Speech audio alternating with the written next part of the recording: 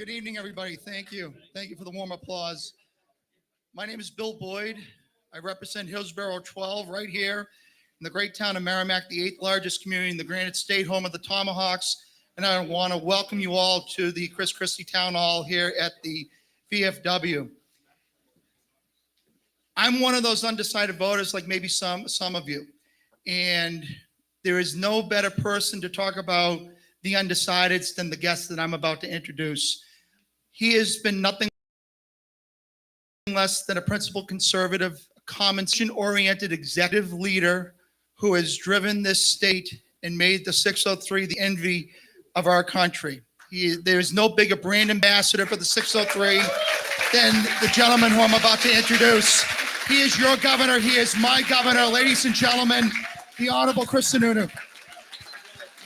Thank you. All right. Hey, good to see you, man. Good to see you. All right, you guys excited? Nice to see everybody. Oh, please sit down. You're not here for me. Oh, stop it. We're here for potentially maybe the next president. That's very exciting. That's very exciting stuff. Look, I just want to take a couple of seconds to first say thank you. You guys have been coming out. You've been coming out to a lot of these events. You've been following what's going on. Everyone tuned into the debate last night? That was pretty exciting. I'm obviously here to introduce Governor Christie, who crushed it. Let's just cut right to the chase. He did phenomenal. He did absolutely phenomenal. One of the messages I've been pushing out there, if you see me, I'm doing all the news and I do all the media, but the most important message is this thing is so far from over, right? And if you're here in New Hampshire, you know we are really just getting started. Most folks won't even think about who they're maybe going to start getting behind seriously until sometimes after Thanksgiving. And I make the joke, but it's really true. Thanksgiving dinner, our weird uncle will come over. Our odd cousin will have the very awkward political conversations. We'll talk about the Celtics losing 2 in a row. That's very upsetting. We'll talk about the Patriots and Mac Jones. But then we get to our fifth professional sport, which is politics. And we'll have our heated discussions. And sometime in early December, we'll really get down and start figuring out where to go. So there's a few candidates left in the race. We've winnowed it down. The field's getting winnowed down, just like we said. Gee, it should winnow back in August. How is this field going to go from 13? It's going to be a repeat of 16. No, the field is getting winnowed down. There's a few clear leaders that are rising to the top, especially in New Hampshire. And Governor Christie is absolutely crushing. I thought last night was a great performance, sir. Chris always brings something a little bit different. It brings us something a little bit new. When you go debate after debate and you're standing on that national stage, you can't just say the same thing over and over again. You got to keep the excitement. You got to bring something, and to have someone who gets folks inspired, to back it with real experience. I'm obviously pretty partial to governors. I think everybody should be. Well, you can't be partial to anything coming out of Washington. That's depressing, for God's sakes. The solutions are in the states. The solutions are in the governor's hands. They're the ones that can create opportunity. They're the ones that empower the locals. They're the ones that say, hey, what's happening down in America? Let's call Bill. Let's call the representatives. Let's call Janine. Let's find out what is really happening on the ground there. Let's talk to the parents that are in the schools. Let's talk to the businesses that are on the ground, and making that connection. And I've always said, if you're good at the retail politics, then that means that's a good sign you're going to be a good retail manager. And having a retail manager like a governor sitting in the White House is an amazing opportunity for this country. Not just living up here at 30,000 feet talking about platitudes and just policy ideas. Policy's easy. I always say that. Policy is the easy part. We all have policy ideas, right? But what is the strategy to take the policy, drive it to something operational that impacts you and your family and your kids and your business, right? That's what we have not had out of Washington, D.C. in a long time. So it's great. Now, I don't know what the numbers are, but it's to say Chris Christie has spent more time pounding more pavement, wearing through more soles of shoes in the 603 than anybody else. And we're very appreciative of that. He has put a lot of effort into this state. And it is noticed. It is definitely noticed. We are going to have I don't know when the date is actually. I think they're going to announce the date sometime soon. Probably towards the end of January, something like that. So that means we have a little over 2 months. And as everything starts to galvanize. So the homework is, if you like what you hear today, talk. Don't just go home and sit on, oh yeah, I think I'm going to vote for Chris in a couple months and I'm going to sit there. No, go out and talk to your friends, talk to your neighbors, talk to that weird uncle that shows up uninvited at Thanksgiving, right? Make sure they get out and vote. Talk to the independents. I think independents are going to vote in record numbers in our primary this year. There's no doubt about that, right? And that's a great opportunity. We have 40% undeclared in the state of New Hampshire. That means a lot going to come out. They're not coming out for the Democrat. You know what the heck they're doing with the primary. You know, it's a complete thanks to Joe Biden. Great, let them sort out their mess. On the Republican side, we're galvanized. We're working hard. We're getting the message out. We're getting independents to get more active and more engaged in what's happening here. And I'm a big believer for a lot of those independents, which is most all of them, that do not want to see Donald Trump as president again. They're coming out and they're voting for anybody but Donald Trump. And I'm going to say, I'll hit what, maybe I don't put Chris on the spot because we're going to go up here. You're really here to see him. So look, I say it all the time. I'm not anti-Trump. I'm just pro-Republican Party. That's the message that's out there. The party that moves forward. The party has the next big idea, the next generation, the next big opportunity. We're not going to try to relive and relitigate the past because guess what? We're going to lose. And I'm tired of losing. I'm really tired. We lost in 18, lost in 20, we lost in 22. It didn't work. Thanks for trying. It didn't work, right? So we have to take things in a more galvanized, more positive, more aspirational direction than just constantly trying to relive the past. Because guess what? If that happens, we're just going to be sitting there on the day after Election Day in November 24 going, gee, I wonder what Chris Sununu, and maybe we should have brought things in a different direction. We still have all the opportunity to do that, all the potential, all the time, but we got to put the hours in. We got to work. So with that, there's my plug for doing something else, for taking all of us in a new direction, and all of us taking that responsibility. It's not Chris's job or the other candidate's job to just galvanize this party.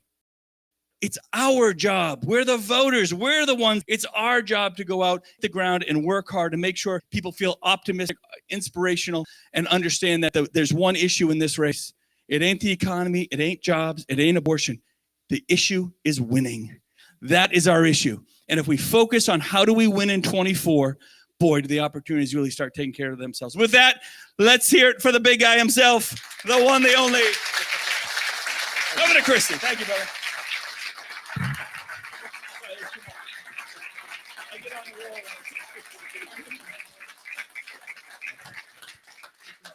Well, there's nothing I'd rather have happen on the day after the debate in Miami than to come back here to Mary Pat and my second home in New Hampshire and be welcomed by one of the guys who I really believe has helped us set the standard for being a governor. And I've been talking to Chris Sununu since I first started coming up here as the vice chair of the RGA in 2012. And then through 2014, and then through his election in 2016. And let me just say, I am really gratified that he'd make time in his scheduled night to come and join us. I'm not gonna waste having him here. So after I get done talking a little bit off the top, we're gonna do questions together. So if they're really hard questions, I'll let Sununu answer them. And the real easy layup ones, I'll take myself because his name's not on the ballot right now. Mine is. So it's a good deal we have between the two of us. So I can't thank the governor enough for being here tonight. And we're going to put on, I think, the kind of conversation that New Hampshire demands and deserves, which is, and you saw it, I hope, last night, you asked the question, we'll answer it. I'm going to be like other people who will not answer the question that's asked. Because when you're president of the United States, you don't get to choose the questions. Circumstances around the country and the world present the questions to you. And then they want the American president to come up with the answers you're going to see from the two of us tonight. So I thank you, Governor, for being here. I appreciate it very much. I also, the last two times I came up here, I came up by myself. And what I found out was that doesn't work too well. People in New Hampshire are not, I'm telling you, I came up here, the McCabe's are here tonight. The first thing they asked me when I was up here, like, where's Mary Pat? Well, Mary Pat is here tonight, everybody. I'm glad my wife is with me.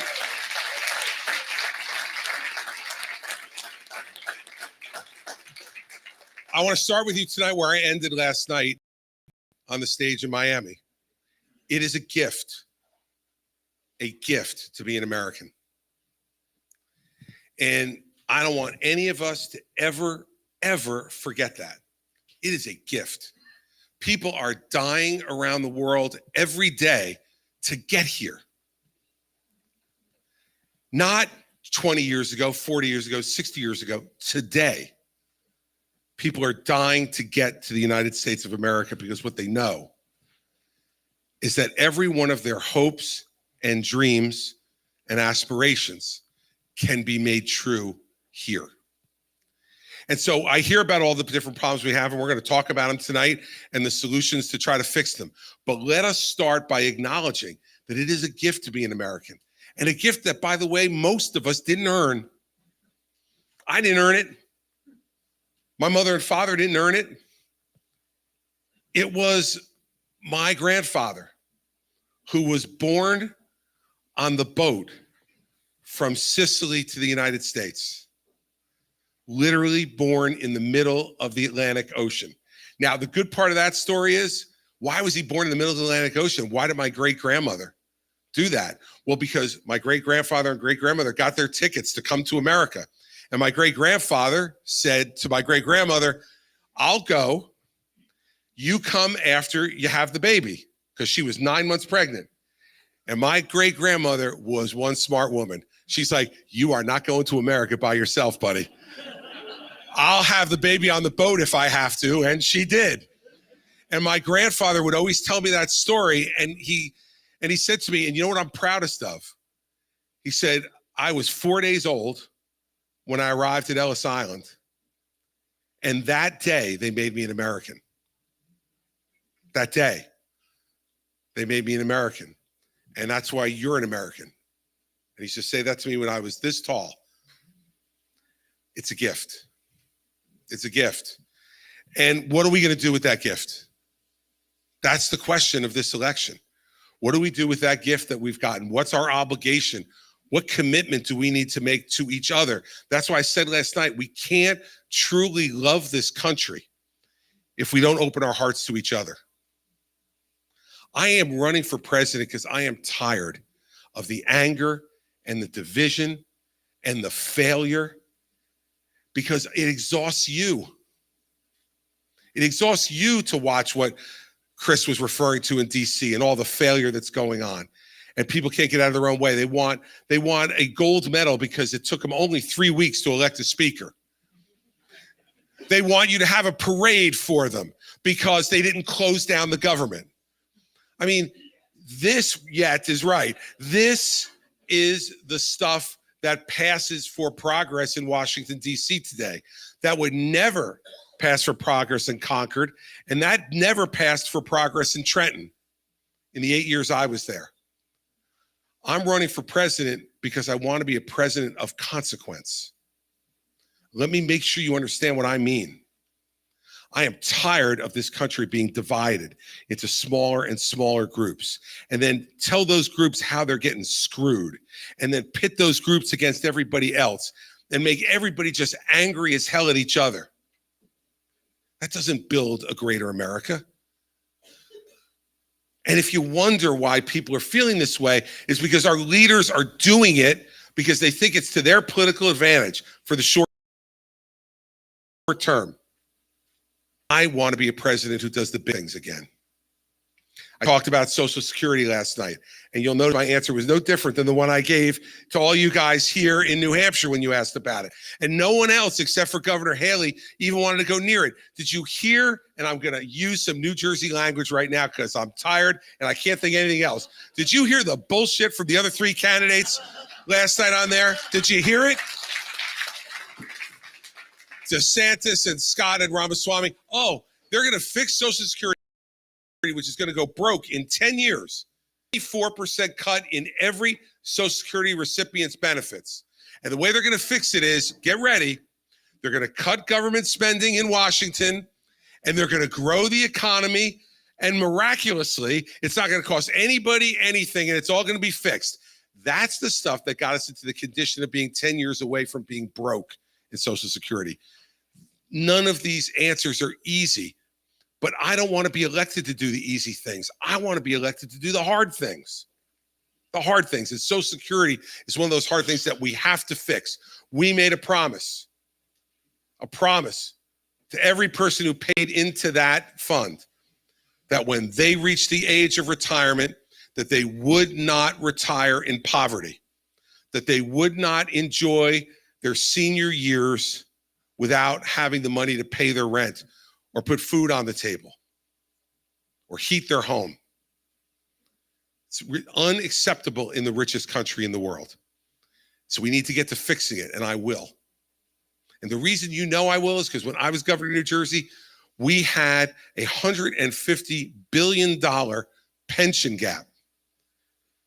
And with a Democratic legislature, I passed a $120 billion fix to that problem. With Democrats, with the unions, the public sector unions protesting on the front steps of the State House, I brought Democrats together with Republicans and we fixed the problem. And today, pensioners in New Jersey are not worried anymore about receiving their pension because we did the things that needed to be done to fix it. That's being a leader of consequence.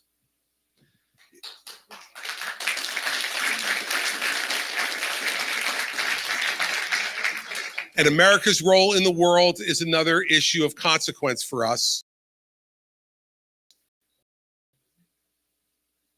We see what's happening in Israel, we see what's happening in Ukraine. And America, I'm sorry to be the bearer of this news to you, but I believe it in my heart. America cannot be on the sidelines when you have dictators in Russia who invade a friendly neighbor and try to take their land and kill their people.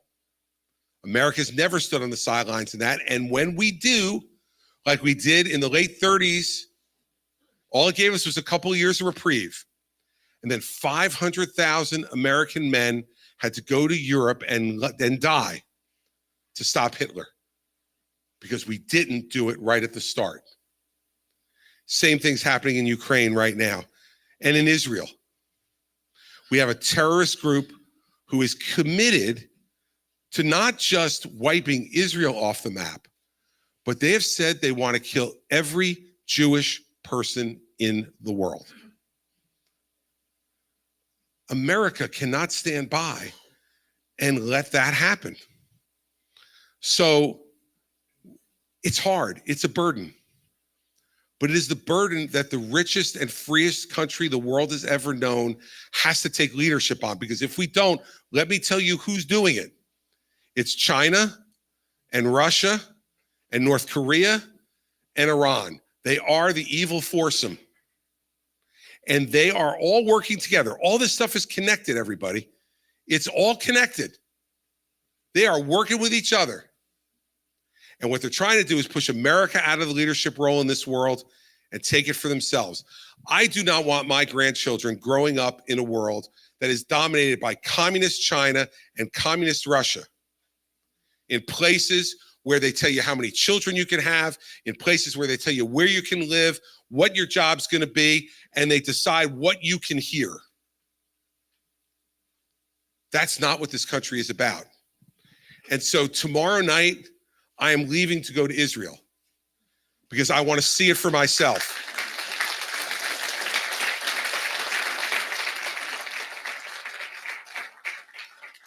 Because I don't think you can try to be president of the United States and be afraid to go and see what's happening on the ground. So I'm going to go, I'm going to meet with the families of the kidnapped victims. There's still over 250 Israelis, Americans, and others who are kidnapped and being hidden in tunnels in the Gaza. I'm going to go meet with those families. I'm going to go meet with the Israeli Defense Force soldiers. I'm going to meet with government officials in Israel. And I want to see this for myself. Because if I'm going to continue to be a strong an advocate for doing everything we need to do to defend Israel, I got to see it for myself. And if you really want to lead, you need to go over and show the people of Israel that one person running for president of the United States cares enough to get on an airplane and get over there and do what needs to be done to find out how we fix this problem.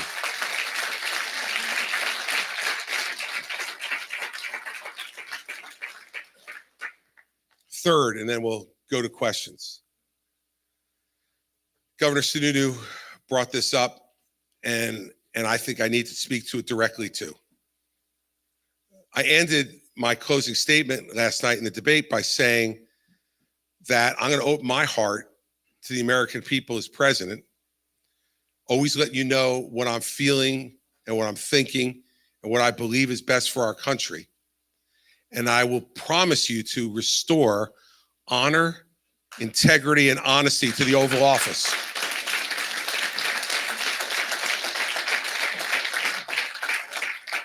So let me be plain about this. We cannot nominate a criminal for the Republican nomination for president of the United States.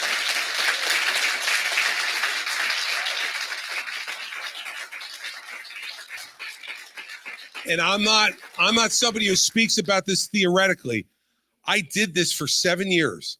I ran the 5th largest U.S. attorney's office in the country for 7 years in my home state of New Jersey, where we have some of the greatest criminals in America. We are so proud of our criminals. In fact, they make TV shows about our criminals. That's how good our criminals are. The whole country wants to see our crooks.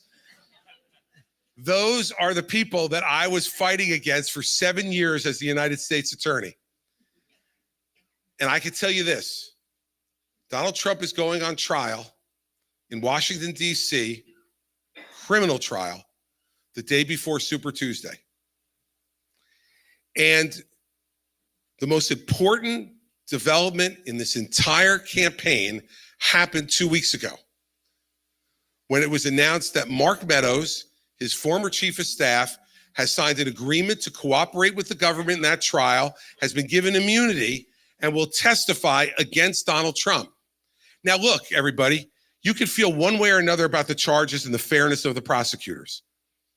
That's open for discussion. I have opinions. Everyone else want to talk about them tonight, we can. But here's one thing you know for sure. Mark Meadows is no rogue Democratic prosecutor. Mark Meadows is no product of some two-tiered system of justice. Mark Meadows is from North Carolina and one of the founders of the Freedom Caucus in the Republican House of Representatives, and was Donald Trump's final chief of staff, who Donald Trump told me was as great as James Baker. And I remember saying to Meadows that day, well, at least he hadn't set the bar too high for you, Congressman. Good luck. And this is someone who stood by Donald Trump's side for all 4 years as president, first in the Congress, and then as his chief of staff in the White House. And I can tell you, because I was there preparing Donald Trump for the debates in 2020, Mark Meadows was Velcroed to his hip. Trump didn't go anywhere without Meadows with him. That's bad news for Donald Trump, because that means Mark Meadows knows every conversation, every briefing, everything he was told. And what we're told is he's going to testify that Donald Trump knew on election night that he was lying to us, that he had lost the election, that he knew he was lying, and that he continued that lie all the way through to January 6th and did everything he could to obstruct the election and to overturn it. Mark Meadows is going to testify that Donald Trump committed crimes right in front of his eyes. And Donald Trump is going to be sitting as far away as you and I are from Mark Meadows when his former chief of staff says that to a jury. I tried 130 political corruption cases in 7 years in New Jersey, and our record was 130-0. I know a little bit about this. He is going to be convicted. He is guilty of the crimes he has been charged with on January 6th, and Mark Meadows is going to prove it. Then what are we going to do? If he's still the front runner for the Republican nomination for president, let me tell you what's going to happen. And Chris would tell you the same thing. You're not going to see any commercials on television from Joe Biden that doesn't include Donald Trump, the convicted felon, convicted not by some Democrats, but by his own chief of staff. We will be stuck with Joe Biden and Kamala Harris for another 4 years, and a Democratic House and a Democratic Senate. And let me tell you what they're going to do. They're going to pack the Supreme Court. They're going to admit D.C. and Puerto Rico as states so that we could never have a majority in the United States Senate again. And they will make changes to this country that we will never be able to undo. This is not about him. This is about us. And we need someone to run our party and run our country once again who will put you first. Because all you ever hear Donald Trump talk about is himself. And you know what? His time on the stage is over, and I know who's going to end it. The 603 is going to end it.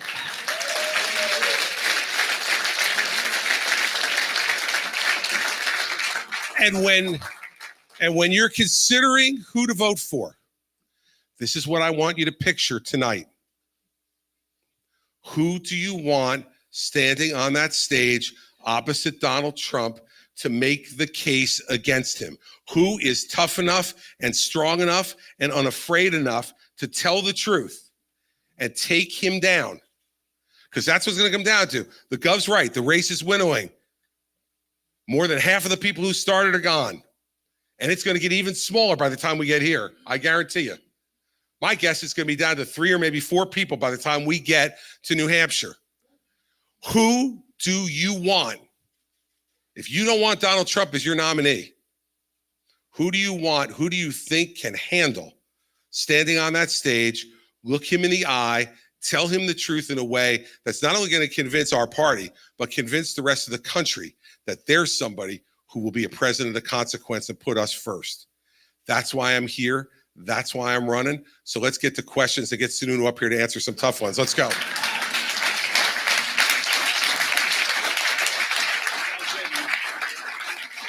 All right, who wants to start? Right here. Let's do it. They'll bring you a microphone. Coming right at you.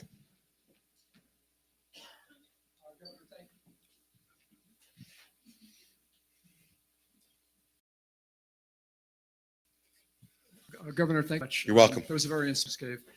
You mentioned truth a number of times, including your campaign slogan is "Because the truth matters." If you ask the average American, do politicians lie? Typically, after they stop laughing, they say, "Of course they lie." Yep. So we know that there's at least a perception of this in Washington, if not a reality. And we see it almost daily in the newspaper where somebody is accusing somebody else of lying. It used to be one party against the other. Now it's within parties itself. So there's an expression that the tone is set at the top for organizations in terms of ethical standards. The president clearly is at the top. So as president, how would you set the tone for Congress? Because there are a number of people in Congress that are training their staffers in unethical ways to be able to navigate through the system. Well, look, you're absolutely right that the tone gets set at the top. And if you want the top job, you have to take that responsibility. And I did as governor of New Jersey for 8 years. If you go to New Jersey and you ask them, they'll say a lot of things about me. Some good, some not so good. But what they will never say is that I lied to them. They'll say I didn't agree with him. They'll say I think he was a little too tough on that. They'll say that I think he's ambitious. They'll say all those things. But you will not find anybody who said I lied. What I did when I became governor was I brought, and I'll give you the context on this so you guys all know. I talked about those political corruption convictions. When I was U.S. attorney, I put 10% of the state legislature in jail. We have 120 members of the state legislature in New Jersey. 12 of them I sent to jail during my 7 years. And then I go down and become governor. So you can imagine the welcoming committee I had when I got there. But one of the things I brought with me was I brought 29 former assistant United States attorneys with me to populate my administration. Because I wanted to send a message to every one of those departments and a message to the legislature, which was, I'm bringing truth tellers with me. I'm bringing people who know that the only thing I will accept is doing the right thing. And anybody who doesn't won't be there any longer. And I think personnel is policy. Who you pick and how they conduct themselves reflects directly upon all of you. So first thing is I would pick people who I knew, first and foremost, would understand that only the truth will be tolerated in the Christie administration. And even if that truth's bad for us on a particular day. Because the other thing I learned in 8 years as governor is you have good days, you're gonna have bad days. Not every day is gonna be good. And the days that are bad only get worse when you lie. You make a mistake, you belly up to the bar and admit it, and people are forgiving if they think you're telling the truth. Second thing that's really important is to develop a relationship with the Congress. One of the things I did with the state legislature, I thought was a small thing, but turned out to be a really big thing, was I called every state legislator every year on their birthday. This became like a thing. Well, I started to do it because I thought it was a decent idea. And then, and I usually would call them in the morning because I had an hour and a half drive every day to the State House. So that's when I would do it. But some mornings I'd be doing other things. And then if the legislator didn't get their phone call on their birthday, in the morning, they thought, well, what's going on? And one time, one of them called me and said, it's my birthday today, right? I said, man, I was in a meeting this morning. I was going to call you this afternoon. I use that as kind of a funny example of the bigger point, which is it takes time to develop these relationships. This is a human business still. And I spent a lot of time, I'm sure Governor Sununu never has done this, but I spent some time with people in the legislature who not only I didn't agree with, but I didn't even like. But it's my job. I'm the governor. And I have to develop relationships with those folks. And when you do, I used to have a saying in our office, whenever anybody would say, should we do this meeting or shouldn't we? I almost always was saying yes. And what I'd say to them is, remember, it's a lot harder to hate up close. We have hate in our system. Break down that hate close. Find out about their spouses, their children, their grandchildren. Find out why they got into politics in the first place. What were they hoping to accomplish when they got to Washington? And how's it worked for them? And what can I do for them as president to help make their aspirations come true? It's not just about mine. They got elected too. And we don't have that anymore. Barack Obama didn't do it, didn't care to do it. Donald Trump didn't do it and didn't care to do it. And Joe Biden's just too damn tired to do it, even if he wanted to, right? He can't do it either. The last president we had who even cared about this was President Bush, and he did it in the first 9 months, and then 9/11 came, and it changed the entire approach to everything. So part of breaking down that cycle of hate and anger and division is to spend the time we're going to have to spend to make people understand that even if we disagree, there's no reason for us to hate each other. And that's why I said last night in my closing that you can't truly love America unless you're going to open up your heart to all Americans. And that's on all of us. But if I'm not doing it, there's no obligation for you to even think about doing it. If I don't know, you got anything to add to that, Gov? Because you've had a little experience. Well, I used to call everyone on their birthday until I looked at my calendar and I said, wait a minute, Bill Boyd's not 29. Why is everyone in the legislature claim to be 29? This is all a bunch of bullshit. No, look, transparency. I mean, that's it. Right? As the governor said, when you're governor, that's why I'm partial to governors, not because we all have the same title, because you need to be transparent or you're called on your stuff. You need to be accountable. Transparency is the foundation of public trust. Right? Governors get that. Governors know that. Governors know you can't say one thing one day and something else the next day because there's a whole different sense of accountability with governors than anybody else. So no, that's it. Yeah. And by the way, one of the things I want to emphasize, one of the things that the Gov said in his remarks, it does matter to know how to get things done. There were a number of moments where I wanted to burst out laughing last night on that debate stage, but one of them was when Vivek Ramaswamy said, we need a CEO to run America. We've been there, okay? We had a CEO for 4 years. That didn't work out too well. And if Donald Trump didn't work out well, Vivek Ramaswamy, if he ever became president, would make you pine for the good old days, okay? This is somebody who really, Nikki and I were on the stage next to each other last night, as you saw. And during one of the commercial breaks, I turned to Nikki and I said, where did this guy come from? And I'm not going to tell you Nikki's answer. When Nikki comes up here the next time, you can ask her, where did you tell Christie you thought Ramaswamy came from? That'd be a good first question in her next town hall meeting. And she'll get a good laugh out of it, I guarantee you.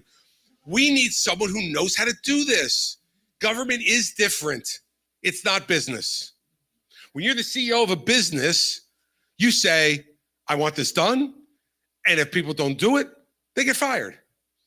Yeah, in government sometimes, but more times than not, you got to massage it and mold it and move people and convince people and cajole people. And that's what governors learn how to do. And I learned how to do it in one of the bluest states in this country. I want you to remember, it's been 50 years since we in New Jersey elected a Republican to the United States Senate. We have the longest streak of any state in America. When I got elected governor, we have a 80-member lower house. I never had more than 32 people in that lower house out of 80. And I never had more than 15 senators out of 40. It wasn't close, everybody. Like, they dominated. And I had to learn how to work with that and make things happen. That's the training you need to go to Washington and move the Congress. Not being in a red state, with all due respect to red states, who have Republican legislatures who go, yes, ma'am, yes, sir. That ain't the way it works. It's not the way it works up here for him. It isn't the way it worked for me. And that's the kind of experience you need. And that's the kind of experience we'll bring. And I did get reelected. We'll get to that later, Mark. All right. Yes, sir. Let them bring a microphone over to you. And thank you for your service first. Thank you.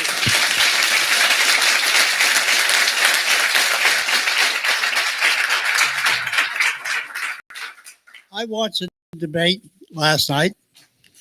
I think you all agreed that the border should be shut down. Am I right? Yes, sir. Now, but no one mentioned the Constitution. Right? Now, let me quote 4 parts of the Constitution. And I may be a little astray, but you can check it. Article 1, Section 8 gives Congress the right to protect from an invasion. Article 1, Section 10, the right to close their border to repel an invasion. Article 4, Section 4 says the government shall protect every state from invasion. Now, would you say this is an invasion when you get millions of people coming in from 170 countries all across the world? Yeah, you agree? All right. Well, okay, got more? No, All right. I simply said, I wish someone had the guts in Congress to do their job, because they can shut it down tomorrow. They won't. No guts. Right. Exactly. Thank you. Thank you. And first of all, as a recovering lawyer, I think you quoted all those things right. So I'll check you on the way home, but I think you were right on those. Look, the answers last night, while longer than our normal answers were allowed to be, we got 30 additional seconds last night. So instead of a minute, we got a minute and a half. And you can't give a full answer, but here you can. This is a complicated problem. And the Congress hasn't acted for the exact reasons you said. Some of them want the invasion. Some of them believe it's their political advantage to have the invasion, because they think that some of those folks will become their voters eventually, right? So that's part of it. Part of it's a political motivation. But do not be fooled by folks who say we're going to take our army and invade Mexico. Okay? You and I both know it's not going to happen. Okay? And Hugh Hewitt tried to get at that last night with Governor DeSantis to say, how exactly are you going to do that? Like, we're really going to invade Mexico? And then he said, we're going to shoot him stone cold dead. Well, that sounds real tough, right? But that's TV tough guy stuff. And then this one I couldn't believe last night. I had heard he had said this. And I said, it can't be. I remember going to Mary Pat and saying, someone just told me, because someone from up here, a supporter of ours, went to one of Ron's meetings and said, you won't believe what DeSantis said today. And he told me, I said, that can't be. Can't have done that. And then he repeated it last night on the stage. He said, he's going to build a wall across the entire border and Mexico's going to pay for it. Have we heard that before? We heard that 8 years ago. I was here. I was running. I remember. And Donald Trump built 52 miles of new wall in 4 years. Hell, if Mexico knew he's only going to build 52 miles, they might have been willing to pay for it. 52 miles of new wall. Let me promise you something. I think it's a fine idea to have a wall. I have no problem with it, but we're going to pay for it. And you know why? Because there's no way to get Mexico to pay for it. They're a sovereign country. We present them with the bill. You know what they're going to do? Into the shredder. Next. That's why I say it's a complicated issue. Not that it's not solvable, but don't fall for this TV tough guy baloney. Because the Constitution is also not going to permit us to be shooting people stone cold dead as soon as they come across the border. And by the way, Customs and Border Patrol officers are not going to do it unless their lives are threatened, because that's the way they're trained. If their lives are threatened, you bet they'll use their firearms to protect themselves. But they're not just because you're coming across, it doesn't mean you deserve to be shot dead. And we're not going to do it. The biggest problem is we're not going to do it. So how about we have 5 things that we need to do to close down the border? The first thing I would do on day one is sign an executive order that sends the National Guard to the border. Our Customs and Border Patrol officers are overwhelmed. And let me tell you why. In the last 11 months, they have averaged 200,000 encounters a month at the border. We simply don't have enough men and women down there to be able to deal with it. So the first thing, and this you can do immediately, is send the National Guard down there to stand shoulder to shoulder with our Customs and Border Patrol officers to stop the invasion. Second, we need to add 10,000 Customs and Border Patrol officers. Now that's going to take a year, because by the time you recruit them and train them and deploy them, it's going to take a year. So that's why you put the National Guard there to start. Third, we absolutely need to triple the number of immigration judges we have. When people come over the border and our laws guarantee them asylum hearing, it now takes 4 years. 4 years. Guess what? You can't detain them for 4 years. So they release them into the United States and say, hey, do me a favor, come back to El Paso in 4 years for your hearing, when we might send you back. They're not coming back. Okay, they're going to stay in the United States. They're going to hide in this huge continental country, and they're not coming back. Fourth, we need to double the number of detention beds we have at the border. I told you 200,000 encounters a month. You know how many detention beds we have at the border? 38,000. Now, I went to law school because I couldn't do math or science, but even I could do that math. It doesn't work. So I doubled it to 80,000. But that will probably take you at least 6 months to get done. And then fifth, we have to get to the core of the problem that you talked about, which is a president has to be willing to put their political popularity on the line to change the immigration system. We can't any longer let anybody who wants to come over this border and claim that they're here for political asylum and have that be the way it goes. And we need to go back to a merit-based immigration system. We have 6 million open jobs in this country right now, today. 6 million open jobs. We're not going to be able to grow our economy the way we need to if we don't fill those jobs. Well, if there's 6 million open jobs in this economy today, what that tells you is those are jobs that Americans either can't do or don't want to do. Every time we've had that problem in history, what have we done? We've used to fill those jobs. But we have to do it based on merit. Which kind of jobs do we have need for? And if you have the skills, you go to the front of the line and you come in here legally to fill those jobs. Second thing we need to do to change those immigration laws is to make every employer use E-Verify, so that the employer can have the comfort of knowing when I hire somebody, they're actually here legally. And if they're not here legally, you can't hire them. That will deter people from coming over. If they come over, almost all of them come over for money. They can make money here, and then they can send that money back to their families in Venezuela, in Colombia, in all of the Central American countries where these folks are coming from. So we need to do that. Now, to do that, though, we're going to have to give the Democrats something, because they don't want E-Verify and they don't want merit-based immigration. And for 20 years now, we've been saying, no, we're not going to give them anything when we're in charge. And when they're in charge, they say, no, We're not going to give the Republicans anything. And so now we sat for 40 years with immigration laws not being changed, and we just fall further and further and further behind.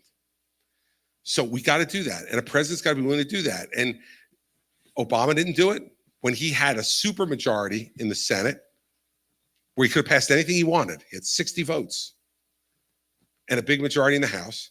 Trump didn't do it when he had majorities in the House and the Senate. And Biden has done the exact opposite. He doesn't want to change it. He wants the invasion to continue. So let's be smart about this. It has to be done. We can do it. We can do it in the near term to stop it from happening. But that near-term fix is not going to be the only fix we need. We need a long-term fix for it too. Because if we don't, then the minute our attention gets diverted onto something else, if the laws haven't changed, it's just going to go back to happening again. And we've seen that happen over and over again over the last 40 years. So we need to do that. So a president has to be willing to put his credibility on the line and his popularity on the line to be able to get a deal done so that we can make progress. And what we need to know is that not every deal is going to be 100% of what we want. But in your life, when do you ever get 100% of what you want? I've been married for 37 years. I never get 100%, and neither does she. And maybe that's why we're still together. Because if one of us got 100% for a decent streak, seems to me the other one would be hitting the exits, right? So you got it. And Congress and the relationship between the president of Congress is very much like that. You got to be willing to make a deal. As long as they do the things we need to do to secure the border, have a merit-based immigration system, and make sure that people can't employ folks, who are here illegally, then we're going to have to deal with them as well. And so what do they want ultimately? I'm not exactly sure. There'd be some stuff I'd be willing to agree to. There'd be some stuff I wouldn't be willing to agree to. But that's part of what you have to do is engage in that negotiation. But on day one, we send the National Guard down there to send a show of force to say to people, if you come over, you're not going to make it. We're going to stop you, and we're going to send you back. And we don't have enough people to get that done right now. That's the fact. And because the wall didn't get built, we don't have that barrier either. And so we don't even have that help. And believe me, the wall will get built. But when it does, we're paying for it. Not Mexico. And be careful about any politician who tells you they're going to get Mexico to pay for it, because they're not. Seen that. Yes, ma'am, on the other. So on October 7th, I don't really want to. Well, but they need to hear you. So I want to read something. Well, that's okay, but you can hold it in one hand, hold your other. All right. It's okay. It's all right.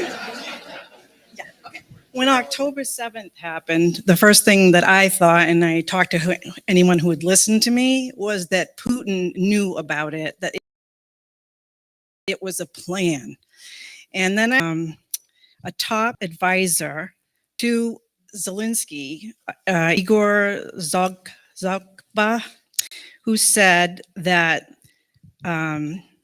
he was speaking for the continued need to support Ukraine. And he said it wasn't a mistake that October 7th attack happened, because it was Putin's birthday on that day. And he said that some of Hamas has been trained by Russian Wagner mercenaries fighting against Ukraine. And he said that Ukraine and Israel wars are not separate wars, that what's happening now is a hybrid World War III, and that they're doing it to weaken the United States. And I wonder if you agree with that this is just a big plan, and shouldn't we call out some of the people in the GOP that will not support continued support for Ukraine? Yeah, look, I don't know about Putin's birthday and all the rest of that being the plan, but I absolutely believe that, as I said off the top, that this is all coordinated. These are the four evil dictatorship countries in the world with the most power: China, Russia, Iran, and North Korea. And their goal, both individually and collectively, is to diminish the United States' influence around the world so they can fill that vacuum. And so I absolutely agree with what the person you quoted from Zelensky's government said. And remember, everybody, I went to Ukraine also. A month after I got into the election, I went to Ukraine. And I saw what was going on the ground. And I met for an hour with President Zelensky. And one of the things he said two things to me that he asked me to say anytime I get in front of a group of Americans. One, to say thank you. He said, we would be occupied by Russia right now if it wasn't for the United States of America and its people supporting us. And he said, second, tell them I will never, ever accept American troops into Ukraine. He said, we've been occupied by Russia. We didn't like it. With all due respect, we don't be occupied by you either. All we want is for you to help us get the weapons that we need, and we'll take care of the Russians. And when you think about it, we've contributed 5% of 1 year's Pentagon budget to Ukraine in weapons, and they've degraded 50% of the Russian military. That's a pretty good return on investment, everybody, and not one drop of American blood at the same time. So, yes, look, last night to me was disappointing because the only two people on that stage who said we'd support Ukraine were me and Nikki Haley. Ron DeSantis gave the same kind of, I don't know what the hell the answer was answer. I think the Europeans should do more. And Kristen Welker kept coming back and saying, so would you support aid for Ukraine or wouldn't you? And he wouldn't answer. Vivek Ramaswamy wants to make a deal with Putin. This is beauty. He wants to give Russia all the land they totally taken from Ukraine. He wants to promise Russia will never admit Ukraine to NATO. And in return, he's going to ask Putin to not talk to China anymore. It's like, it's so stupid. Is it any wonder he went to Harvard? I mean, seriously, right? I mean, good Lord Almighty. And Tim Scott now, who at the beginning of this race, in the first debate, was totally for helping Ukraine. Now, all of a sudden, apparently change of heart. Now he doesn't want to deal with it. Look, this is not about politics. If we make it about politics, we're going to lose. This is about principle. What do we stand for? And who do we stand with? And I, last night on the stage, said, we made a promise in 1992. And nobody else on the stage talked about this last night, but 1992, when the Soviet Union fell at the end of 91, 92, a lot of Soviet nuclear missiles were still in Ukraine because Ukraine was a part of the Soviet Union then. The Ukrainians wanted to keep them.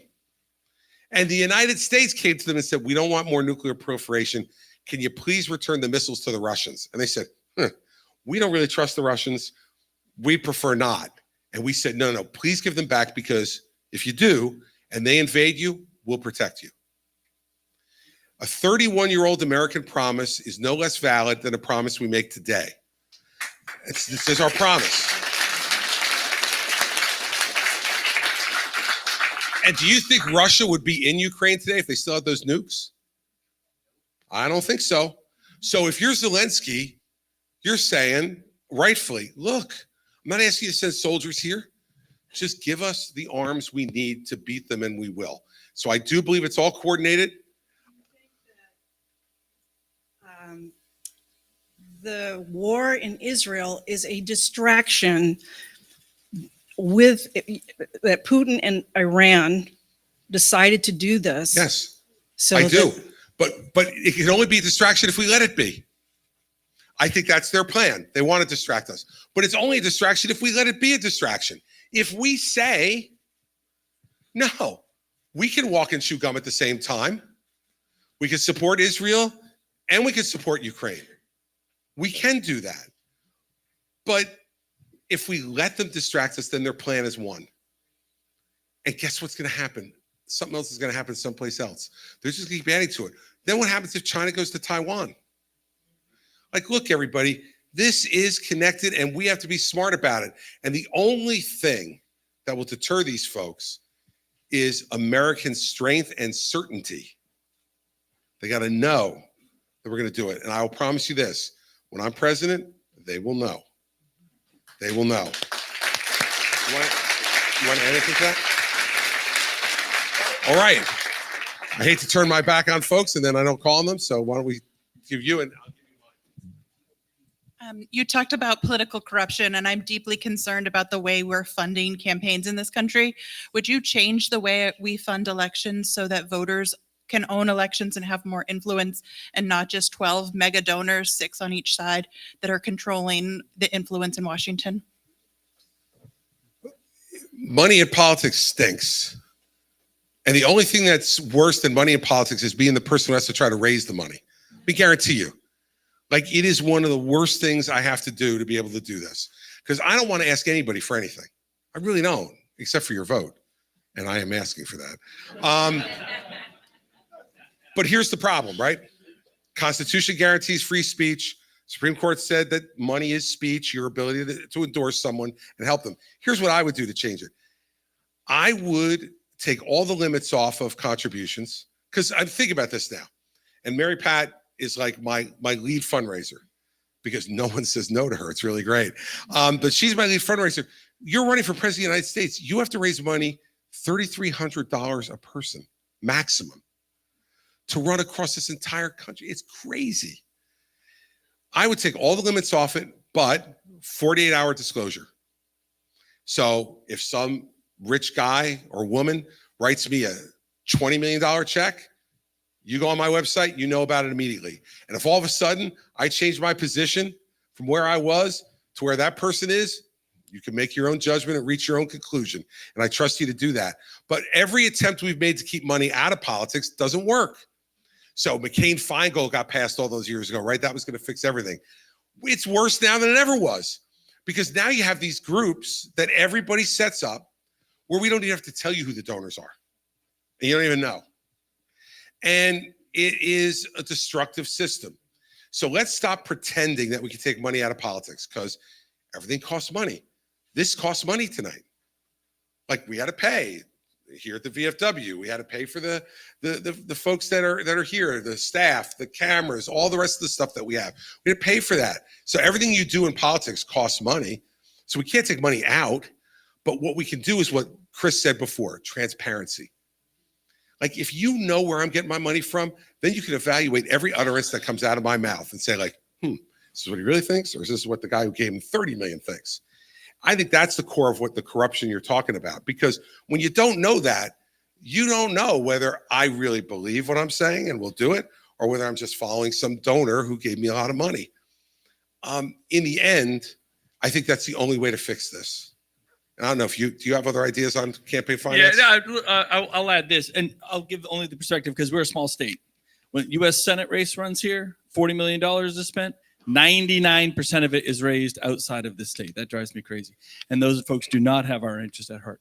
I have a slightly different approach. I'll say this: I hate super PACs. It's because that's where the dark money comes in. I don't hate advocacy groups, don't get me wrong, but I hate that folks create advocacy groups that effectively create these other avenues to put tons of money. A lot of it's dark money. Some of it's disclosed, some of it's not. And I'd say this: you have a candidate, you have a campaign, you have transparency right there. Everyone gets one candidate, one campaign committee, complete transparency on where all those dollars, as the governor talked about, and get rid of all this other nonsense. And if those folks, because that's not limiting free speech, if those folks want to give, they can give to the candidate. But you can't do these shadow dark market nonsense. McCain-Feingold opened that door. It absolutely has to be shut, because then you're voting on that candidate based on their message and their message alone. But they can put money behind it, right? We could, however much money they want, but it's still their message and their candidacy, and not being driven by all those outside forces. So that's it. I think it's a great idea. We agree. And by the way, then you can hold us responsible. Like, how many times do you see ads and it's from an outside group, right? And then you go to the candidate and you go, what about that ad you ran against Sununu? And you go, oh, I didn't have anything to do with that ad. That was like the people for Greater New Hampshire ran that ad. I have no idea what the hell you're talking about, right? I mean, that's why what Chris says is so right, because in the end, one campaign and that's it. Then you can't run away from what you're saying. You can be held accountable for every bit of advertising that gets put out in support of your candidacy. And everybody else, like he said, you want to help? Great. Write a check here. Happy to take your help. But understand, too, the candidates have to know that you have to be a professional ingrate. Like, you have to take people's money and then not do exactly what they want you to do.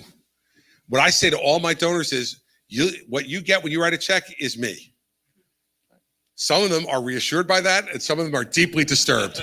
But that's what you get. That's it. And if they don't know that, we're lost. And that's why people are so cynical in the country about it, and they deserve to be.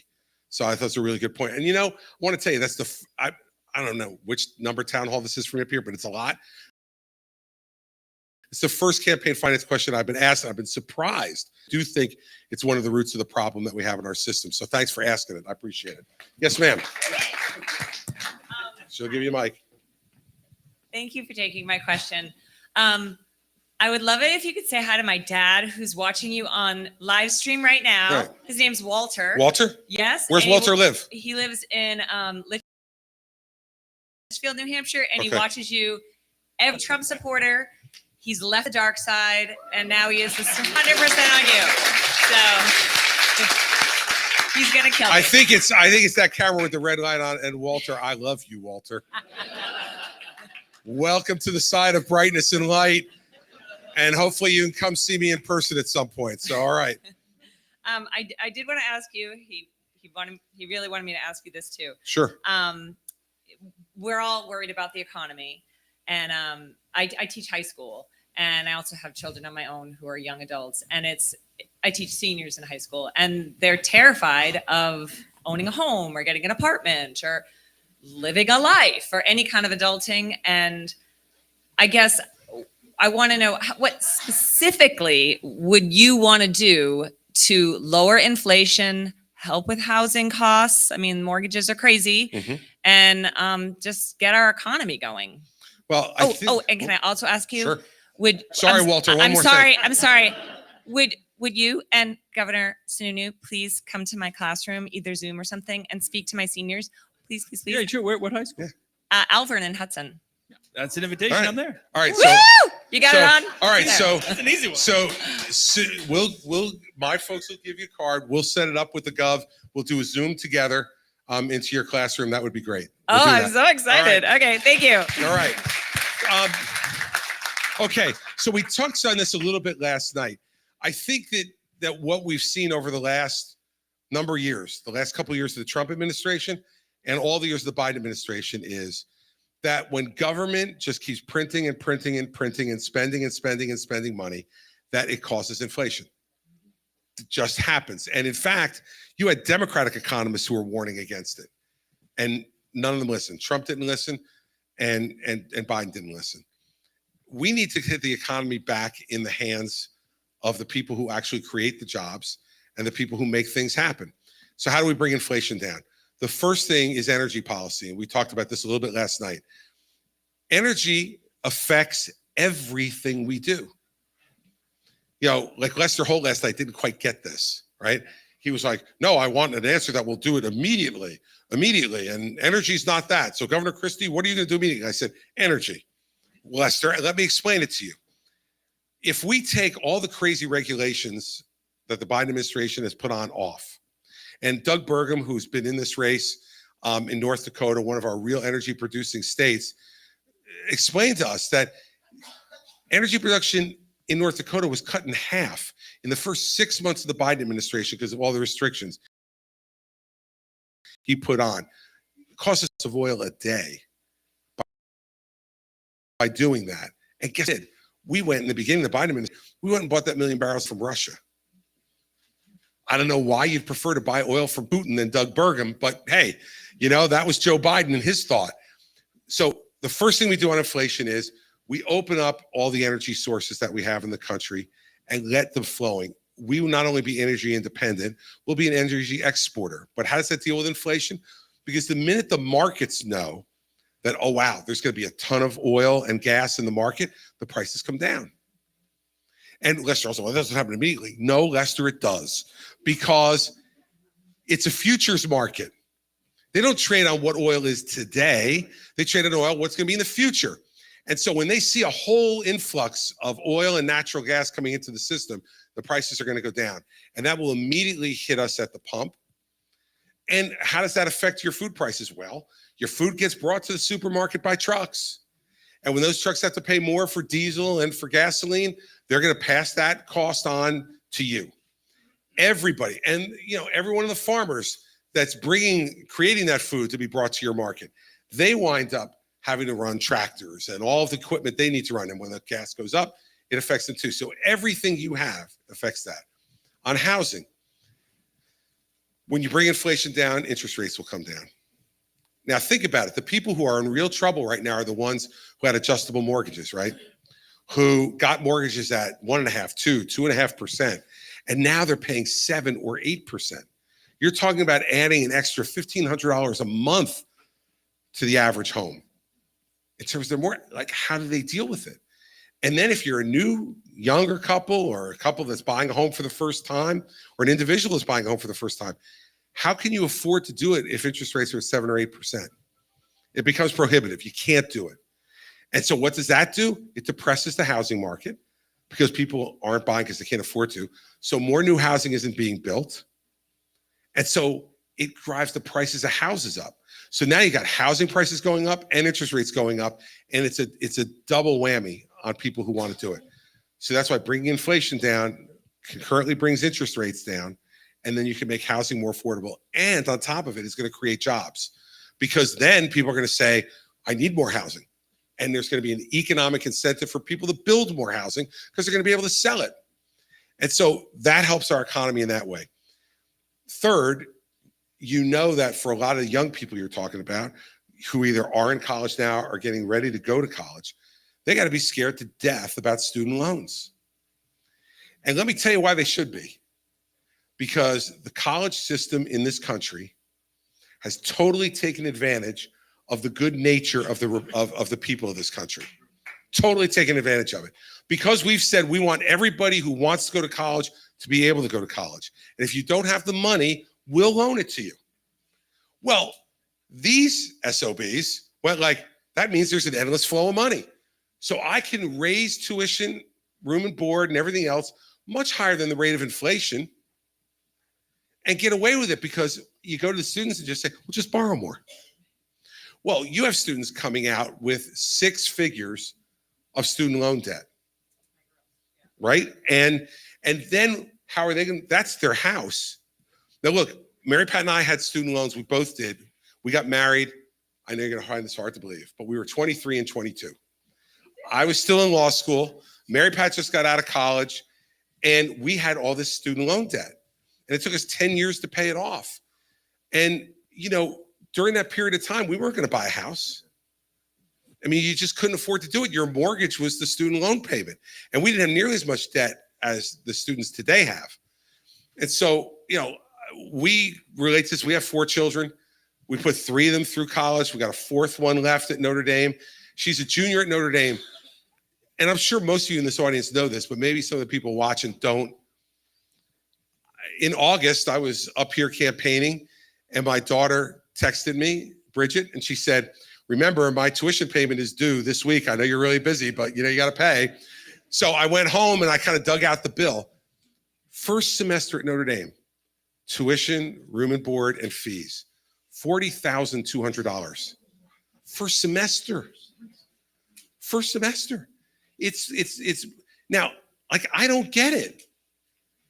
It's gone up exponentially. And the reason I know it is because our oldest daughter went to Notre Dame, and she graduated only 5 years ago.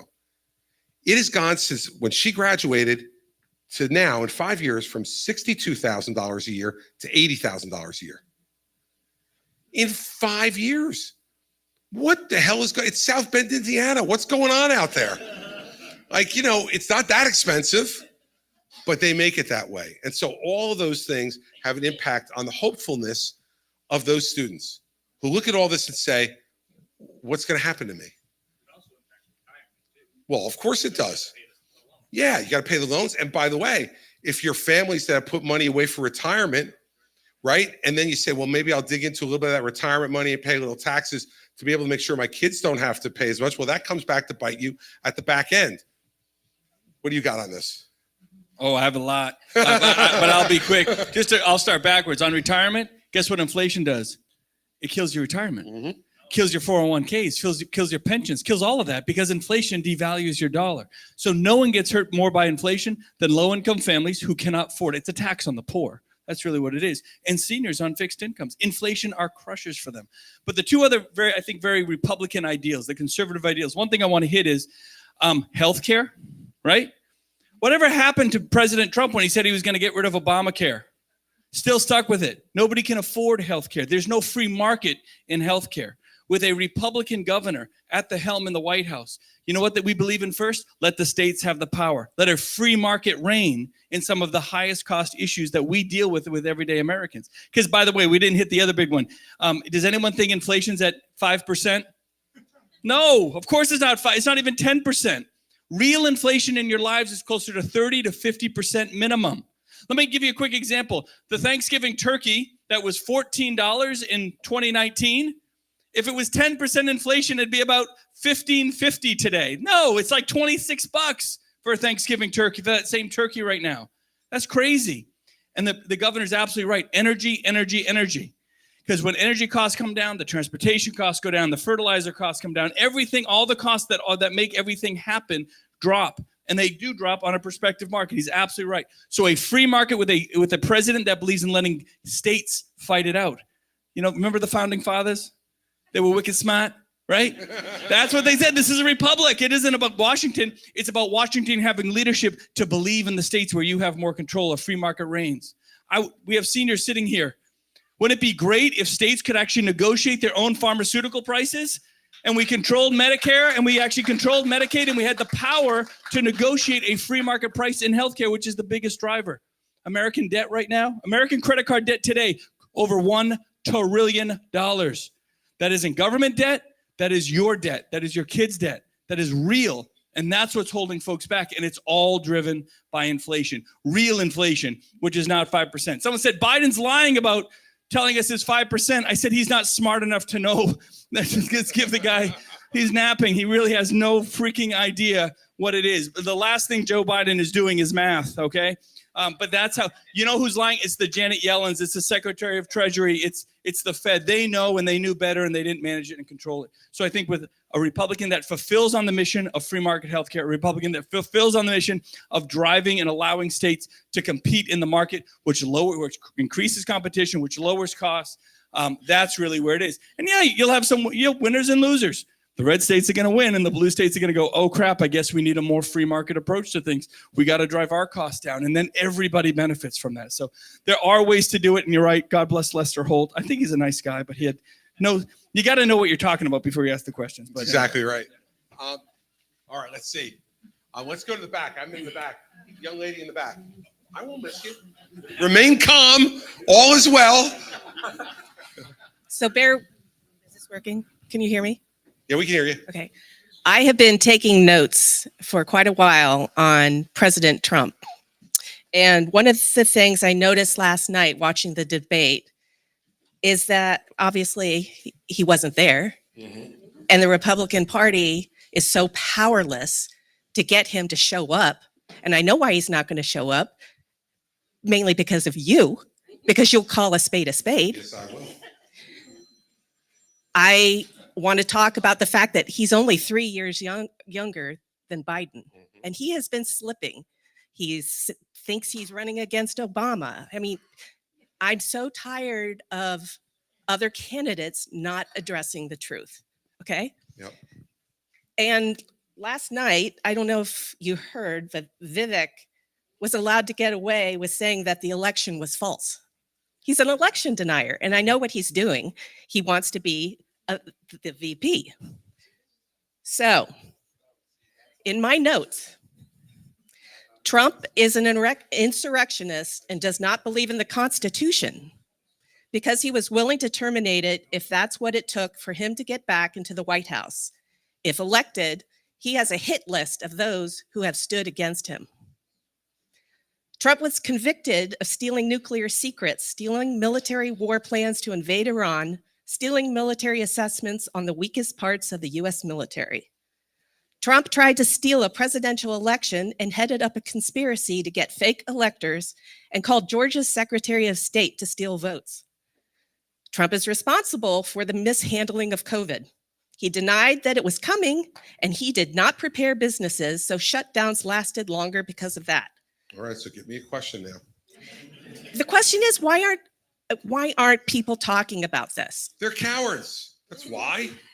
I mean, look, this isn't hard to figure out. And you saw it last night. Nikki Haley said Donald Trump was the right president at the right time. I don't know what the hell time that was. Okay. Tim Scott has said, I'll tell you the one person I know is not responsible for January 6th, Donald Trump. I mean, I don't know. I was watching that day. He was standing out in front of the White House, told all those people to go up to Capitol Hill and stop it. And he said he was going to march with them. That's when I knew he was lying. The only place Donald walks that far is a golf course. And he doesn't even walk then. He takes a cart. And if there's a chance he'll have a fingernail broken, he's not putting himself in harm's way. So, look, the reason people aren't doing it is twofold. One, because they're scared. They're scared of him. I've known him for 22 years. So I know he is a paper tiger. He is no one to be scared of. He just isn't. Secondly, people are trying to have it both ways. Okay? You can't have it both ways. Your mother taught you this. At least mine did. Can't have it both ways, Christopher. You got to be one way or another. And last night, you see Nikki saying he's the right president at the right time, but he added $8 trillion in debt and we'll never forgive him. Well, hell, man, which one is it? Which one is it? I mean, look, I understand politics. Believe me, I've been in it for a long time, and I've been fairly successful. I know how this works, but there comes a moment that things are so important, you got to dig your heels in the dirt and stand up. And so if you're discontent, and rightfully so, with the fact that people won't address it, and by the way, last night, we didn't get one question about it. Not one. I mean, think about that. This is the Republican primary for president of the United States. Our front runner is out on bail in 4 different jurisdictions. Think about that. He's out on bail. Like, and we don't talk about it. And quite frankly, because I believe that you should answer the questions that are asked, as I said at the front. I wasn't going to go off on some toot last night and say, I know you just asked me about the 300 ship Navy, but let me talk to you about Donald Trump's crimes. Like, that's just what ticks voters off. And they're like, no, why about answer the question that was asked? But you just asked it. It is, to me, simple and fundamental. He is beneath the office that he held. His conduct disqualifies him from being president of the United States. It's not a law that disqualifies him. It's not some court that disqualifies him. And I don't want a court to disqualify him. I want him to be defeated because the American people deserve better. They deserve someone who's going to put them first. They deserve someone who's going to tell them the truth. And we now know that he was lying about the election right from the beginning. And he's convinced tens of millions of Americans that the election was stolen. And I can't blame them completely in the beginning because I was watching that night at 2:30 in the morning. I was on the set at ABC doing commentary when he came out and told everyone from behind the seal of the president in the East Room of the White House that the election was stolen. People say, well, he's president of the United States. He must know something we don't know. Let me fill you in. He doesn't. He made it up. And he made it up because his fragile ego can't deal with the fact that he was losing to Joe Biden. That is a depressing moment. I have to give him that. You're losing. No one had ever lost to Joe Biden outside the state of Delaware, ever. He had run for president 3 times before and lost 3 times. So I understand being depressed about that. But, in one of my favorite movies, the old Godfather movies, Hyman Roth said, this is the life we've chosen. Chris and I know when you run for election, sometimes you win, sometimes you lose. Not me. Just saying. I didn't say you. I'm sorry, I'm not familiar with that term. I didn't say you had. I just said you knew that it could happen. I've heard it. Heaven forbid. Definitely not. But look, I can do one more question, so I want to get to it before everybody goes down. But because you had a lot of time. I know, but my kids really wanted me to ask you this. Nobody talked about it last night. Is climate change? Okay, well, I can answer that question relatively quickly. Climate change is real, and human behavior contributes to it. It just does. Okay. I think she was referring to turning the fans on in this room because it's like 120 degrees. Climate change is happening right now, right here. And so climate change is real. Human activity contributes to it. And the way to solve this is twofold. One, we have to have an all of the above energy plan that includes nuclear.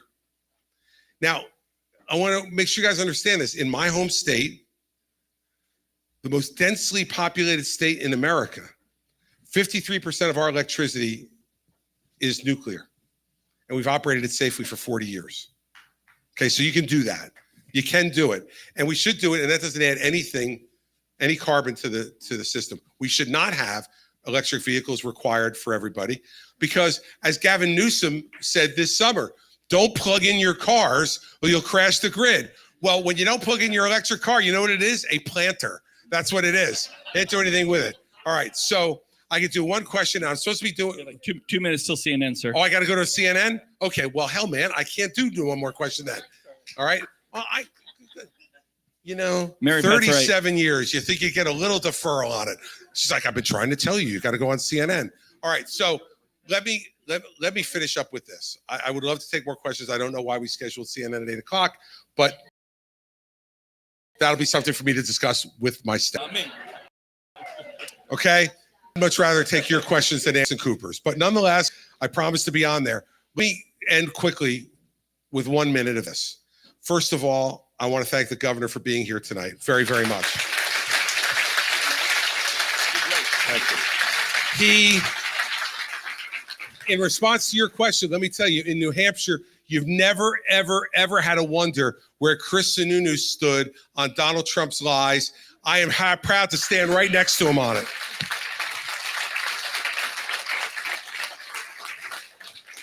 You all can change this and make it happen. I don't want to hear any victimhood in this room. New Hampshire are the political wine tasters of America. New Hampshire is the state where everybody can participate who wants to participate. It's an open system, it's transparent, and all of you get to decide. You are not victims. In politics, there are two types of people, victims and perpetrators. New Hampshire can be perpetrators on primary day and choose not who you think could be president, choose who you want to be president. And I want to be your president, and I'm going to keep coming here until I convince you. Thank you all very much.